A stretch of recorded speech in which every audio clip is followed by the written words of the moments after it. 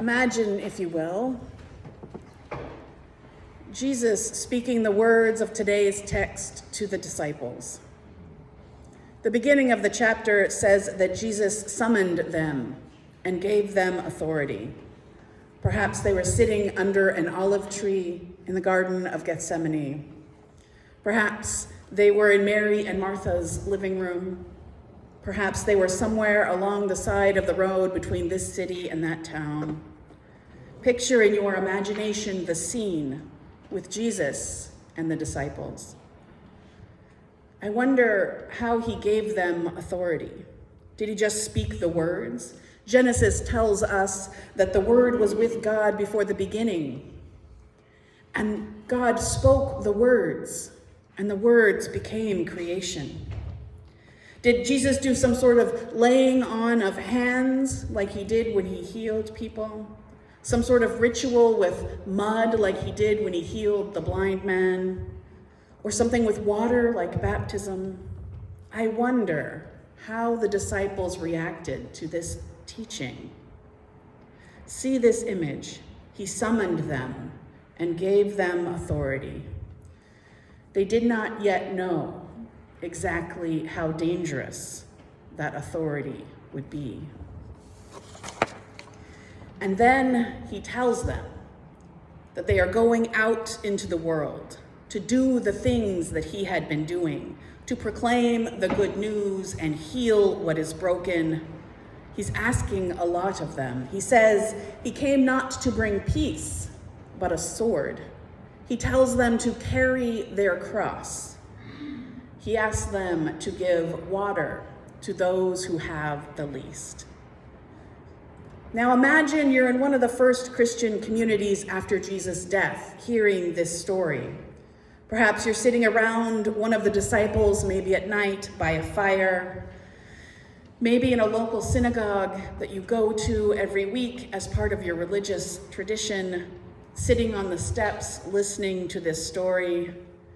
Maybe you're in someone's living room with a community of people who have been inspired as you have by the story of this man, Jesus. You've all brought some food, a meal has been eaten. It's a wildly diverse group of people. Those hearers knew that both John and Jesus had lost their lives to the work they were being called to in this story.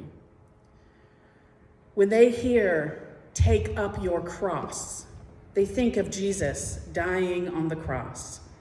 When they hear, "I have come to bring a sword," they know that Jesus preached against using actual, real, physical swords. See the setting, the early church before anything was written down, hearing this story. Imagine they are also seeing the image of Jesus summoning the disciples. You see the first communities as they are seeing Jesus and the disciples. Now imagine you are reading an early scroll of the story. The community that preserved the oral tradition has written it down and it is circulating. Maybe you are a scribe tasked with copying the scroll. Maybe you're part of a practicing Christian community and this is your first time hearing this particular story. In this time, persecution against Christians is rampant. Being a Christian is punishable by death in the Roman Empire. Many of the apostles have been killed. There is a symbol, like a simple fish, that you use to identify other Christians, because to reveal yourself to the wrong person could mean your death. Hearing the repetition of "do not be afraid" is an important part of today's reading. See this image. Clandestine Christians reading from the scroll. Imagine they are seeing the image of the first communities telling the story before it was written down. And those communities are seeing Jesus sitting with the summoned disciples. Now imagine, and for some of you, this is not an imagination, but a memory. Imagine you were here Monday night with other church members, reading this story, imagining the early church, the first Christian communities, the disciples sitting down with Jesus. When we hear the stories of our sacred texts, it's not just us hearing the stories. We're not just hearing the interpretation of one minister, of one group studying scriptures, of one translator, one ancient scroll, one early community. We are reading all of it together. And this is good news, because there is so much in today's reading. These are Jesus' instructions to the disciples right before he sends them out for the first time, with the authority to do what he is doing, and the authority to pass that down to the early communities, to the church in secret, to the church as we are today. These are his marching orders for them and for us. Because Jesus' ministry was never meant to be limited by his one brief lifespan. It was meant to be passed down through the disciples to the early community and even to us 2,000 years later. He was teaching a way to be, and this teaching is not an easy one. He asks us to take up the cross, to come as a sword, to set aside our fear of the death of our bodies. It's obvious that this is dangerous work he is calling us to, but it's also deceptively simple as giving a drink of water to someone who is both thirsty and unlikely to have resources to satiate their thirst. As contemporary hearers, it's hard for us to imagine the commitment that Jesus is asking. Church participation was for such a long time in this country just part of being an engaged citizen. No longer was it secret or dangerous, but expected, with real social benefits. We think of being church as participating nicely in society, but Jesus is calling his disciples to a life on the margins that risks their very life. We know, sitting here in 2023, imagining the communities that have heard these words before, that many have lost their lives and even more their livelihoods for doing what Jesus asks of his disciples, to satiate the thirst of those on the margins. What does it mean in our lives to carry our cross, to come as a sword, and to give water to those Jesus calls the least? And what is this talk at the end of the section about reward? These are the questions that informed our scripture study this week. The New Interpreter Study Bible tells us that taking up the cross denotes the shame, pain, social rejection, violence, humiliation, and marginalization of crucifixion. Rome crucified those who threatened its control over society, such as traitors, violent criminals, and foreigners. The cross divided citizen from non-citizen, accepted from rejected.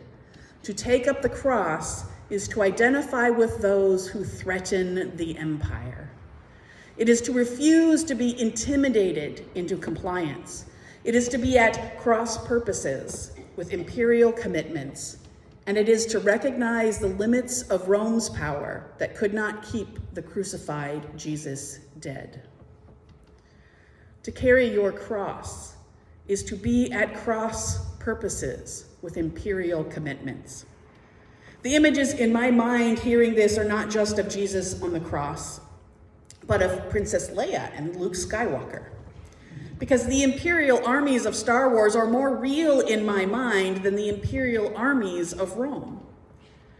To carry your cross is to threaten the powers that control society, just as these fictional heroes threatened the armies of the empire. This might be harder for us contemporary Christians than the early followers. Now, they risked more. They were more likely to put to death for their commitments.